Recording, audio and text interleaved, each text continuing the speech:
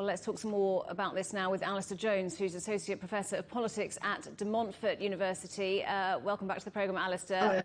Is it now all over for Boris Johnson's premiership? Not quite, but it appears to be moving into the final stages. So he's at the liaison committee at the minute, and as was pointed out there, he is having a really difficult time there. He is nowhere near his best in performance. There's a lot of bluster. Behind the scenes, I think Graham Brady may be wondering how many letters he's got now. So if you think back to when there was the challenge to Boris Johnson's leadership there, he needed 15%, so 55, 56 letters.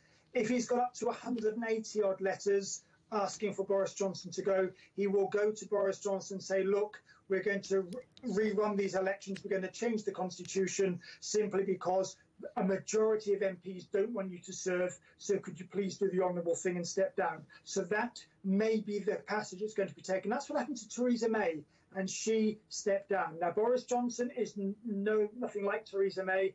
I suspect he will say, go on, let's take it on and we'll run it.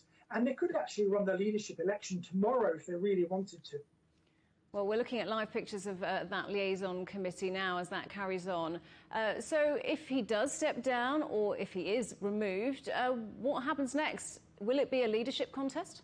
There will have to be a leadership contest. So he will basically say, I am stepping down and I will remove myself altogether when a replacement is elected. And then we've got to go through the whole leadership campaign again. So you need to be nominated by MPs. You've got to have so many percentage of MPs back you, and then there's a repeated number of elections until you're left with two candidates, and then the Conservative Party membership get to vote on which one of those two candidates they want to be the next party leader. Now, the problem we've got for the Conservative Party is there's no one individual that is standing head and shoulders above anybody else saying, I am the obvious leader of the party. There's a lot of people, so like Rishi Sunak, Sajid Javid, Liz Truss, Priti Patel, Michael Gove.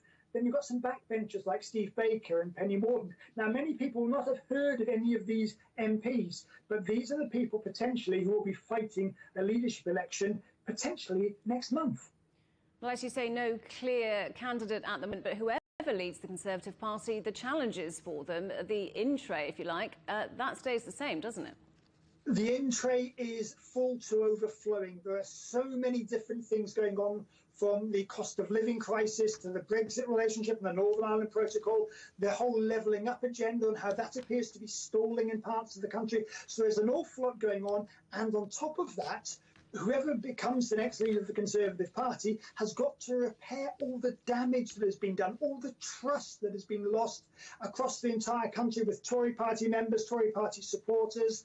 They're going to be very angry. Now, having said all of that, there's going to be a core of those people who think Boris Johnson is absolutely brilliant, and they will be very angry if he is removed. So it's going to be a bit of a poisoned chalice, really, for the successor to Boris Johnson.